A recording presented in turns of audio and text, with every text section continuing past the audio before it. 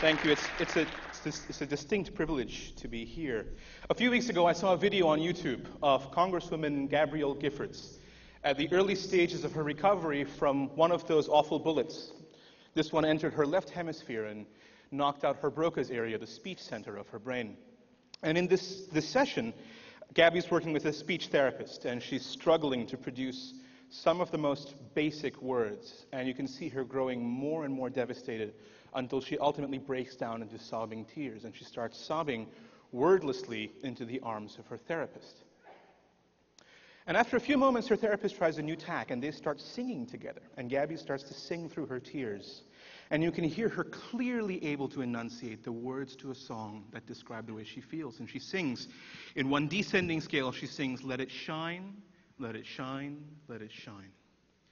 And it's a very powerful and poignant reminder of how the beauty of music has the ability to speak where words fail. In this case, literally speak. Seeing this video of Gabby Giffords reminded me of the work of Dr. Gottfried Schlaug, one of the preeminent neuroscientists studying music and the brain at Harvard. And Schlaug is a proponent of a therapy called melodic intonation therapy, which has become very popular in music therapy now. Schlaug found that his stroke victims who were aphasic could not form sentences of 3 or 4 word sentences, but they could still sing the lyrics to a song, whether it was Happy Birthday to You or their favorite song by the Eagles or the Rolling Stones. And after 70 hours of intensive singing lessons, he found that the music was able to literally rewire the brains of his patients and create a homologous speech center in their right hemisphere to compensate for the left hemisphere's damage. When I was 17, I visited Dr. Schlaug's lab, and in one afternoon, he walked me through some of the leading research on music and the brain, how musicians had fundamentally different brain structure than non-musicians, how music and listening to music could just light up the entire brain from our prefrontal cortex all the way back to our cerebellum. How music was becoming a neuropsychiatric modality to help children with autism, to help people struggling with stress and anxiety and depression. How deeply Parkinsonian patients would find that their tremor and their gait would steady when they listened to music.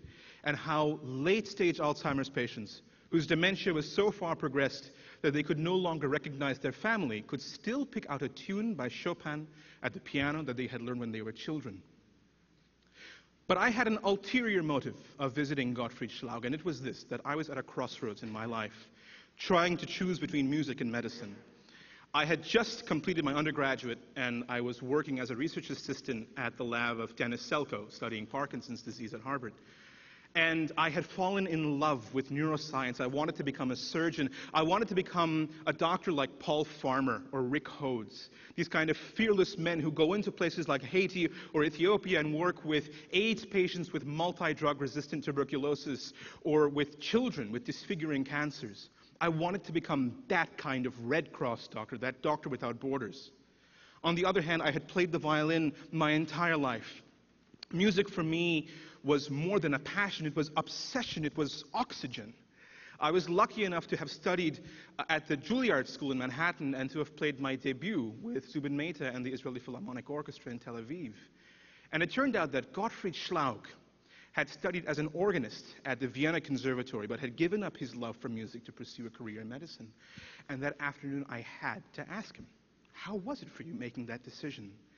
And he said that there were still times when he wished he could go back and play the organ the way he used to. And that for me, medical school could wait, but that the violin simply would not.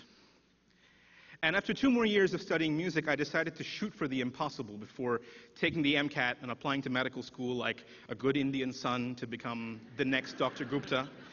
And I decided to shoot for the impossible, and I took an audition for the esteemed Los Angeles Philharmonic. It was my first audition. And after 3 days of playing behind a screen and a trial week, I was offered the position. And it was a dream. It was a wild dream to perform in an orchestra, perform in the iconic Walt Disney Concert Hall in an orchestra conducted now by the famous Gustavo Dudamel, but much more importantly to me, to be surrounded by musicians and mentors that became my new family, my new musical home. But a year later, I met another musician who had also studied at Juilliard, one who profoundly helped me find my voice and shape my identity as a musician.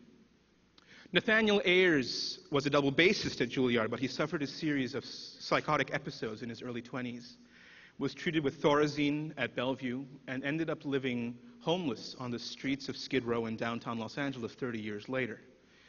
Nathaniel's story has become a beacon for homelessness and mental health advocacy throughout the United States, as told through the book and the movie The Soloist, but I became his friend, and I became his violin teacher. And I told him that wherever he had his violin, and wherever I had mine, I would play a lesson with him.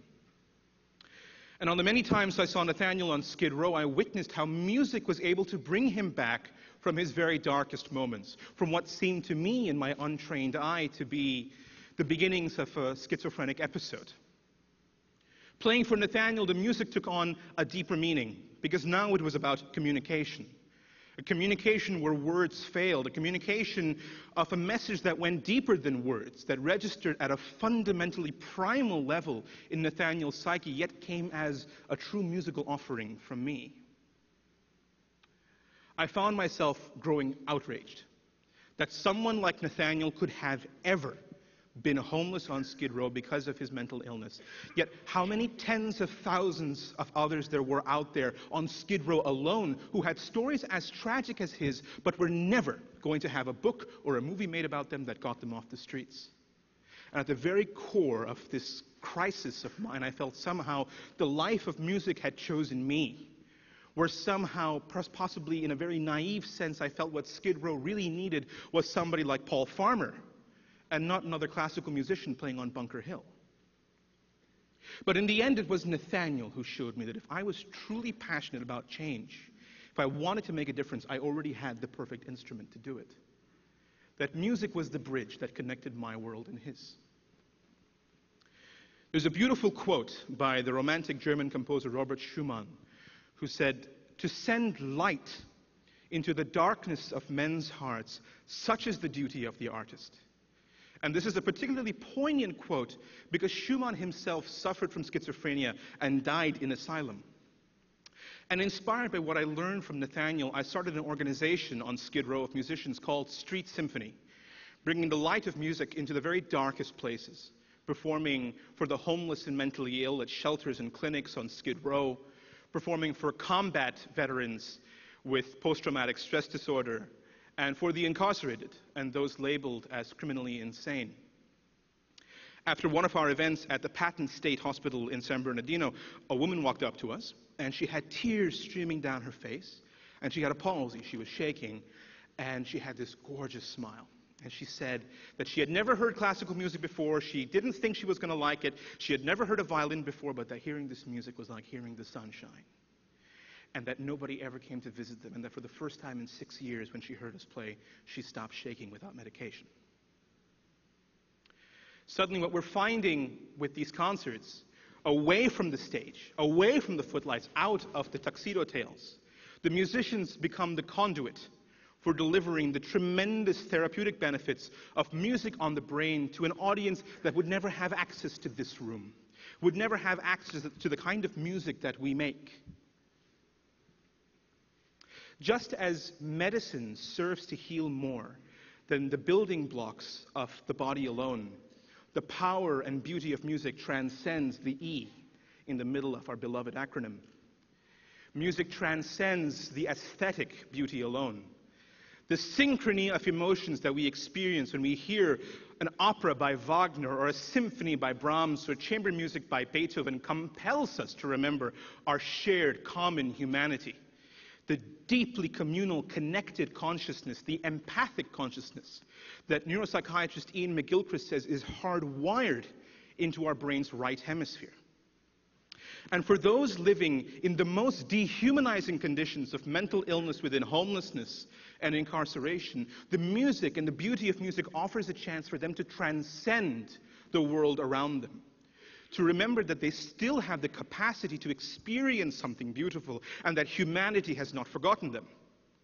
And the spark of that beauty, the spark of that humanity transforms into hope.